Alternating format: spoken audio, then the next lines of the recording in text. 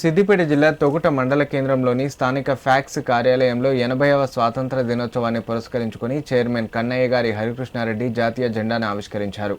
అనంతరం ఆయన మాట్లాడుతూ స్వాతంత్రం వచ్చి 80 సంవత్సరాలు పూర్తవుతున్న మారుమూల గ్రామాలు ఇప్పటికీ పూర్తిస్థాయి అభివృద్ధికి నోచుకోవడం లేదన్నారు. విద్య, వైద్యం సామాన్య ప్రజలకు ఉచితంగా అందినప్పుడే దేశం సమగ్రంగా అభివృద్ధి చెందుతుందని అన్నారు. నిరుద్యోగులకు ఉపాధి కల్పించే విషయంలో కేంద్ర రాష్ట్ర ప్రభుత్వాలు మరింత దృష్టి సారించాల్సిన అవసరం ఉందన్నారు. రైతుల సంక్షేమం కోసం మరిన్ని ప్రత్యేక సంక్షేమ పథకాలను ప్రవేశపెట్టి వ్యవసాయ రంగానికి అండగా నిలవాలని కోరారు. కార్యక్రమంలో society vice chairman Kuruma Yadagiri, CEO Gangareddy, కార్యాలయ సిబ్బంది చంద్రశేఖర్ పాల్గొన్నారు.